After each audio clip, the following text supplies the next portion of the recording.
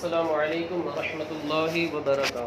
وعلیکم السلام ورحمۃ اللہ تعالی وبرکاتہ۔ نحمده ونصلی علی رسولہ الکریم، اما بعد فاعوذ باللہ من الشیطان الرجیم، بسم اللہ الرحمن الرحیم۔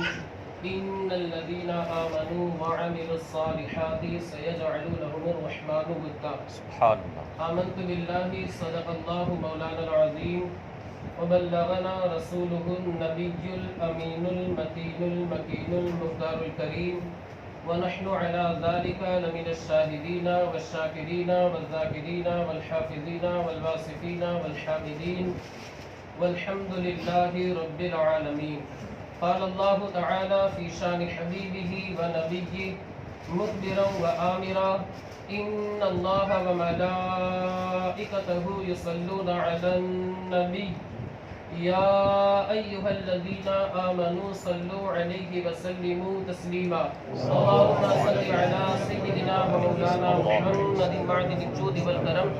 وآله الكرام وابنه الكريم وبارك وسلم۔ عزیزان ملت اسلامیہ، خطبہ مسنونہ کے بعد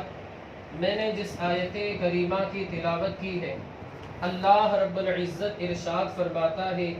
ان الذین آمنوا، بے شک وہ لوگ جو ایمان لائے، وعملوا الصالحات، اور انہوں نے اچھا عمل کیا، نیک اعمال کیے، بھلائیوں کے کام انہوں نے کیے، بھلائیاں کی، وعملوا الصالحات سیجعل لهم الرحمن ودا،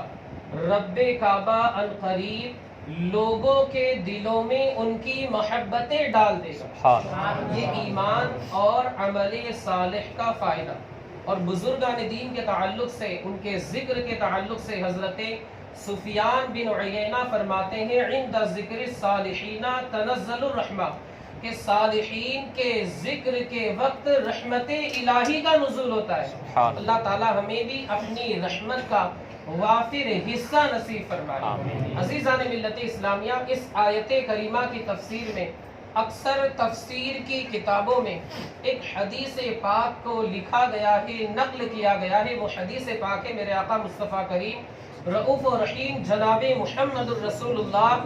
صلی اللہ علیہ وآلہ وسلم ارشاد فرماتے ہیں کہ جب اللہ رب العزت کسی بندے سے محبت فرماتا ہے تو سدرہ کے مکی روح الامین انبیاء کرام کی بارگاہ میں رب کعبہ کا پیغام پہنچانے والے مصطفیٰ کریم صلی اللہ علیہ وآلہ وسلم اور دیگر انبیاء کی بے مثال خدمت کا فریضہ انجام دینے والے حضرت سیدنا جبریل امین، بلکہ مصطفیٰ کی بارگاہ میں بار بار آنے والے، اس نیت سے آنے والے، اس قصد و ارادے سے آنے والے کہ مصطفیٰ کے چہرے کی زیارت کے بغیر انہیں سکون ہی نہیں ملتا تھا۔ انہیں آمنہ کے لال کے چہرے کا دیدار جب تک نہیں کر لیتے اس وقت تک انہیں سکون نہیں ملتا تھا۔ استاذ زمن علامہ حسن رضا فرماتے بے لقائے یار ان کو چین آ جاتا اگر بار بار آتے نہ یوں جبریل سدرہ چھوڑ کر۔ مصطفیٰ کریم کی بارگاہ میں بار بار آنے کی وجہ یہ بھی تھی کہ جب تک چہرے مقدسہ کی زیارت نہیں کر لیتے اس وقت تک ان کو سکون نہیں ملتا تھا۔ خیر، اللہ رب العزت سدرہ کے مکی روح الامین حضرت سیدنا جبریل امین سے ارشاد فرماتا ہے اے جبرائیل، میں فلاں بندے سے محبت کرتا ہوں، تم بھی اس سے محبت کرو۔ آگے اللہ رب العزت ارشاد فرماتا ہے، مصطفیٰ کریم ارشاد فرماتے ہیں کہ حضرت سیدنا جبریل امین اس بندے سے محبت کرنے لگتے ہیں، اور اتنے پر بس نہیں بلکہ آسمانی مخلوق کے اندر یہ اعلان فرماتے ہیں کہ اے لوگوں، رب کعبہ زمین کے اندر ایک بندہ ہے، اس سے محبت کرتا ہے، تم بھی اس سے محبت کرو۔ آسمانی مخلوق فرشتے وغیرہ جو ہیں وہ اس بندے سے محبت کرنے لگتے ہیں۔ اب پھر آگے میرے آقا مصطفیٰ کریم فرماتے ہیں، ابھی حدیث پاک ختم نہیں ہوئی، میرے آقا مصطفیٰ کریم فرماتے ہیں کہ رب کعبہ اس بندے کی محبت کو زمین کے اندر جتنی مخلوق ہے ان ساری مخلوق کے دلوں کے اندر اس کی محبت کو ڈال دیتا ہے۔ عزیزان ملت اسلامیہ، یہ جو آیت کریمہ ہے یہاں پر میں نے پڑھی، حدیث پاک کو سنایا، یہ بزم، یہ محفل، یہ جلسہ، یہ یاد منانا، یاد کو قائم کرنا، حضور اشرف الفقہا کی یاد کو منانا، اسی آیت کریمہ کی سچی اور عملی تفسیر کا نام ہے۔ یہ جو ہم الحمدللہ جمع ہوئے کہ رب کعبہ نے ان کی محبت کو، ان کی یاد کو، ان سے الفت کو، ان سے جو الفت اور محبت، انسیت، لگاؤ وغیرہ تھا، رب کعبہ نے لوگوں کے دلوں کے اندر اسے زندہ جاوید فرما دیا۔ حضور اشرف الفقہا کی یادیں، ان کی باتیں، ان کی نوازشیں، ان کی شفقتیں وغیرہ آج بھی زندہ ہے، ہم پر فیضان برس رہا ہے، انشاءاللہ صبح قیامت تک برستا رہے گا۔ عزیزان ملت اسلامیہ، یہ جو میرے آیت کریمہ پڑھی، حدیث پاک آپ کو پڑھ کر کے سنائی، علامہ جلال الدین سیوطی نے شرح الصدور کے اندر نیک بندوں کے تعلق سے ایک حدیث پاک نقل کی ہے۔ علامہ جلال الدین سیوطی فرماتے جب نیک بندے کا آخری وقت آتا ہے، جب نیک بندے کا سکرات کا وقت آتا ہے، جاگنی کا وقت آتا ہے، نزا کا وقت آتا ہے، اسے تکلیف نہیں ہوتی، بلکہ جب وہ نگاہ اٹھاتا ہے وہ نیک بندہ اللہ والا، تو سامنے اسے قطار میں فرشتے نظر آتے ہیں استقبال کرتے ہوئے، اور فرشتے خوشی کا اظہار کرتے، آسمانوں میں بھی انتظار رہتا ہے، اظہار مسرت کیا جاتا ہے، خوشی کا اظہار کیا جاتا ہے کہ اللہ کا نیک بندہ آنے والا ہے، اللہ کا ایک مقبول بندہ ہمارے پاس آنے والا ہے۔ خوشی سے فرشتے جو ہے وہ پھولے نہیں سماتے، استقبال کے لیے تیار رہتے ہیں، مسرت و شادمانی کا ماحول قائم ہو جاتا ہے۔ مگر زمین کا عالم یہ ہوتا ہے کہ زمین والے اداس ہو جاتے، زمین والے غمگین ہو جاتے، زمین والے رنجیدہ ہو جاتے، زمین والے نا امید ہو جاتے، زمین والے مایوس ہو جاتے، زمین والے غمزدہ ہو جاتے کہ اللہ کا نیک بندہ، اللہ کا مقرب بندہ، اللہ کا برگزیدہ بندہ، اللہ کا محبوب بندہ ہم سے رخصت ہونے والا ہے، اس دار فانی سے دار بقا کی جانب کوچ کر جانے والا ہے۔ مگر فرشتے ادھر خوشی کا اظہار کرتے ہیں، اللہ اکبر، استقبال کے لیے تیار رہتے ہیں۔ بالکل اسی کی ترجمانی کرتے ہوئے میرے امام فرماتے ہیں عرش پر دھومے مچے وہ مومن صالح ملا، فرش سے ماتم اٹھے وہ طیب و طاہر گیا۔ سبحان اللہ۔ عزیزان ملت اسلامیہ، یہ اللہ والوں کی شان ہوتی ہے، اللہ والوں کی یہ شان ہوتی ہے کہ فرشتے جو ہے وہ انتظار میں رہتے، استقبال کے لیے تیار رہتے، مسرت و شادمانی کا ماحول رہتا ہے۔ اور جو دنیا والوں کا حال دیکھیں آپ، ہزاروں دل رنجیدہ ہے، ہزاروں دل مایوس ہے، ہزاروں دل اداس ہے، ہزاروں دل جو ہے وہ نا امیدی کا شکار ہو چکے، مگر فرشتے جو ہے وہ شادماں ہیں، وہ استقبال کے لیے پہلے ہی سے تیار تھے۔ یہ اللہ والوں کی شان ہوا کرتی ہے۔ عزیزان ملت اسلامیہ، میں نے آپ کو اس سے پہلے بھی میں نے بیان میں بھی بتایا تھا، اور آپ یہ سنتے بھی رہتے ہوں گے، وہ بات بہت ایک ہی بات ہے لیکن آپ بار بار اسے سنتے، لیکن بار بار سنانے کا مقصد یہ ہے کہ یہ بات، یہ ارشاد، یہ فرمان ایسا فرمان ہے کہ اسے جس زاویے سے بیان اگر کرنے والا کرنا چاہے بیان کر سکتا ہے۔ انسان اگر جس زاویے سے، جس طریقے سے، جس رخ پر اسے بیان کرنا چاہے، اس ارشاد کو، اس فرمان کو، اس ذمے کو بندہ اسے بیان کر سکتا ہے۔ آپ نے دیکھا ہوگا، آپ کا تجربہ بھی ہوگا، آپ کا مشاہدہ بھی ہوگا کہ اگر چھوٹے کسی کے تعلق سے کہے کہ یہ بڑا ہے، چھوٹے کسی کے تعلق سے کہے کہ یہ بڑا ہے، تو اس میں کمال نہیں ہے، کمال اس میں نہیں، بلکہ کمال تو اس میں ہے کہ بڑے چھوٹے کے تعلق سے کہے یہ بڑا ہے۔ بلا شبہ حضور شارح بخاری نے مفتی مجیب اشرف صاحب کے تعلق سے، حضور اشرف الفقہا کے تعلق سے، وہ سرزمین، مبارک سرزمین، مقدس سرزمین، ماریرہ شریف کی سرزمین، جس کے تعلق سے علامہ سید نظمی میاں فرماتے ہیں ملتا ہے مصطفیٰ کا در آل رسول کے دفیل، ماریرہ سے مدینہ تک روحانی ایک سرنگ ہے۔ اس سرزمین کے اوپر حضور شارح بخاری نے نم آنکھوں سے یہ ارشاد فرمایا کہ کل قیامت کے دن رب کعبہ نے پوچھ لیا شریف الحق کیا لائے ہو، جواب میں کسی اور کو نہیں مجیب اشرف کو پیش کر دوں گا۔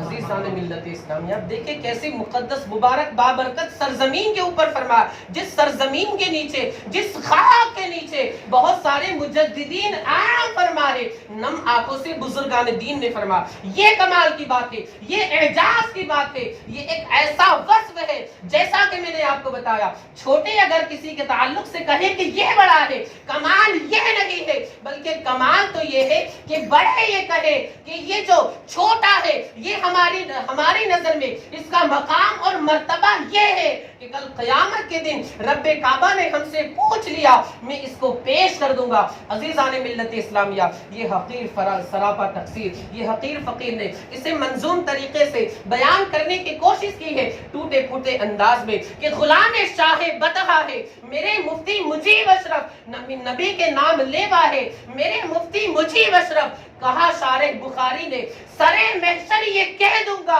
میری جانب سے تحفہ ہے میرے مفتی مجیب اشرف۔ اللہ رب العزت اسے قبول فرمائے۔ میرے دوستوں میں عرض کر رہا تھا کہ یہ اللہ والوں کی شان ہوا کرتی ہے، بہت سارے ان کے مناقب ہے، فضائل ہے، اوصاف کمالات ہے، ہماری زندگی ختم ہو جائے گی مگر حضور اشرف الفخار کے اوصاف کمالات، اوصاف حمیدہ، اوصاف جلیلہ، مناقب عظیمہ ختم نہیں ہوں گے۔ وہ کہا جاتا ہے کہ نکالی سینکڑوں نہریں کہ پانی کچھ تو کم ہوگا مگر پھر بھی میرے دریا کی طغیانی نہیں جاتی۔ ورق تمام ہوا اور مدح باقی ہے، ایک سفینہ چاہیے اس بحر بے قرار کے لیے۔ عزیزان ملت اسلامیہ، بس اس زندگی کا ایک گوشہ عرض کر کے بیان کر کے اپنی گفتگو کو ختم کر دوں۔ حضور اشرف الفقہا کی کرامتیں بھی بہت زیادہ ہیں، ہم اگر بیان کرنا چاہیں بیان نہیں ہو سکتی، بہت زیادہ کرامتیں۔ میں نے کہا ہماری یہ جو ہمارا جلسہ ہے، ہماری بس میں یہ ختم ہو جائے گی مگر حضور اشرف الفقہا کی کرامتیں جو ہے وہ ختم نہیں ہو۔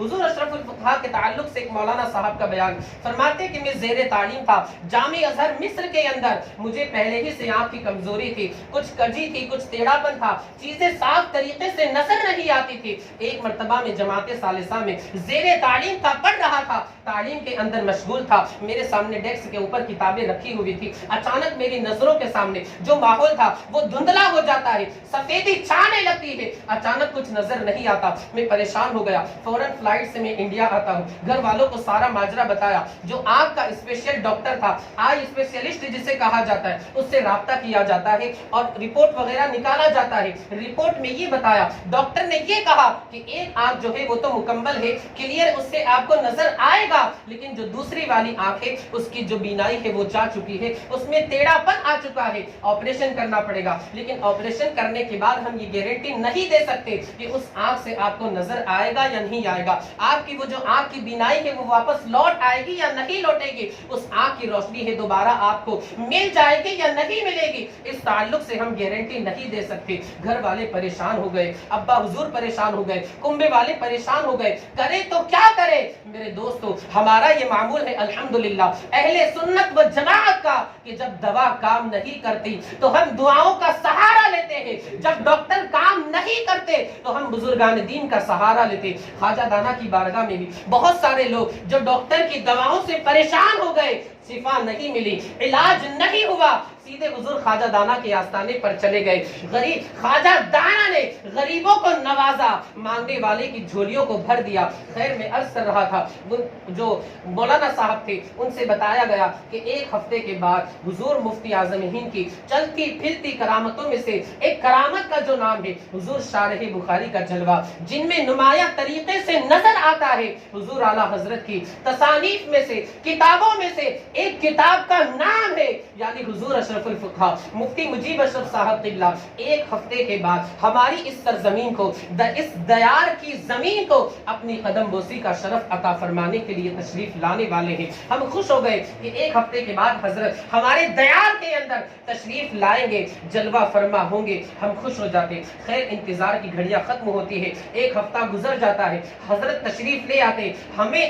اس وقت اپنی قسمت کے اوپر جتنا ناز کریں کم ہے، ہماری قسمت کا ستارہ عروج پر تھا، ہم خوش تھے۔ میرے بڑے بھائی برادر اکبر مجھے حضرت کی بارگاہ میں لے جاتے، سارا ماجرا بیان کیا جاتا ہے۔ حضرت نے فرمایا کہ آپریشن وغیرہ کرانے کی ضرورت نہیں، کیونکہ وہ برتے قلندر کو اللہ کی رحمت پہ یقین کامل تھا کہ اللہ کی رحمت کے ہوتے ہوئے آپریشن وغیرہ کی ضرورت نہیں ہے۔ حضرت نے فرمایا آپریشن کی ضرورت نہیں ہے۔ مولانا صاحب کا بیان ہے کہ حضرت نے پانی منگوایا، اس پانی کے اوپر پڑھ کر کے دم کیا، میری آنکھ کے اوپر اپنا دست مبارک، مقدس مبارک، معزز مکرم ہاتھ میری آنکھ پر رکھا، کچھ پڑھ کر کے دم کیا اور پانی منگایا بوتل کے اندر، ایک تعویذ لکھ کر کے اس بوتل کے اندر پانی تعویذ کو ڈال دیا گیا، اس پانی کے اندر تعویذ کو ڈال دیا اور فرمایا کہ اس پانی کو آپ پیتے رہنا، اس میں ناغہ مت کرنا، پانی پینے میں کوتاہی مت کرنا اس پانی کو پابندی کے ساتھ تم پیتے رہنا۔ وہ مولانا صاحب کا بیان ہے، چند دن گزر جاتے ہمارا یقین جو تھا وہ ختم ہو چکا تھا کہ اب بینائی واپس آئے گی یا نہیں آئے گی، ہم مایوس ہو چکے تھے، لیکن تاریخ گواہ ہے چند دن گزر جاتے ہیں، ایک دن ایسا آتا ہے کہ اللہ رب العزت نے اس مرد قلندر کی دعا کی برکت سے میری آنکھ کی وہ بینائی، وہ روشنی جو چلی گئی تھی، رب کعبہ نے اس مرد قلندر کی دعا کی برکت سے دوبارہ عطا فرما دی۔ سبحان اللہ، سبحان اللہ۔ میرے دوستو، یہ حضور اشرف الفقہا کی عظیم کرامت، لوگ سبحان مطلب اللہ، ایسا سمجھتے ہیں، سبحان ایسا کہتے معاذ اللہ، گستاخی کرتے، بے ادبی کرتے کہ وہ صرف اسٹیج کے آدمی تھے اور طریقت وغیرہ سے ان کو ایسا کوئی تعلق نہیں تھا۔ استغفر اللہ، یاد رکھیں حدیث پاک حدیث قدسی ہے، ایک تو حدیث میرے مصطفیٰ کا فرمان، لیکن حدیث قدسی اس حدیث کو کہا جاتا ہے جس میں کلام اللہ کا ہو، سننے والے رسول اللہ ہو۔ سبحان اللہ۔ میرے آقا مصطفیٰ کریم فرماتے ہیں کہ اللہ رب العزت نے مجھ سے ارشاد فرمایا، بڑی لمبی حدیث پاک ہے، آخری کا ایک جملہ میں آپ کو بتا دوں اور عبرت اس سے انسان حاصل کرے جو بزرگان دین اولیاء کرام کی گستاخی کرتے، بے ادبی کا مظاہرہ کرتے، دل میں خدورت، نفرت، بغض، عداوت، دشمنی، حسد، جلن، کینہ، یہ ساری چیزیں رکھ کر کے چلتے ہیں۔ میرے آقا مصطفیٰ کریم فرماتے ہیں اللہ کا اعلان ہے، من عاد لی ولیا فقد آذنتہ بالحرب، جو میرے کسی ولی سے، جو میرا اپنا ہے، میرا محبوب اور برگزیدہ مقبول بندہ ہے، اس کے ساتھ اگر کوئی بندہ بغض رکھتا ہے، عداوت رکھتا ہے، دشمنی رکھتا ہے، میں اس کے خلاف اعلان جنگ کرتا ہوں۔ یہ اللہ کا فرمان ہے۔ تو اس سے ہمیں سبق حاصل کرنا چاہیے، بزرگان دین کی بارگاہ کے ہمیشہ ہمیں بھکاری سوالی بن کر کے رہنا چاہیے، ان کے مدتا بن کر کے رہنا چاہیے اور ان کی گستاخی بے ادبی سے ہم اپنے آپ کو بچائیں۔ حضور اشرف الفقہا کا فیضان اللہ تعالیٰ ہم پر صبح قیامت تک قائم دائم فرمائے۔ حضور اشرف الفقہا کے صدقے میں ہماری بے حساب مغفرت فرمائے، ہمارے صغائر کبائر گناہوں کو معاف فرمائے۔ نکالی سینکڑوں نہریں کے پانی کچھ تو کم ہوگا مگر پھر بھی میرے دریا کی پریانی نہیں جاتی، ورق تمام ہوا اور مدح باقی ہے، ایک سفینہ چاہیے اس بحر بے قرار کے لیے۔ انداز بیان اگرچہ بہت شوق نہیں ہے، شاید کہ میرے دل میں اتر جائے میری بات۔ استغفر اللہ ربی من کل ذنب و اتوب الیہ، وآخر دعوانا ان الحمد للہ رب العالمین۔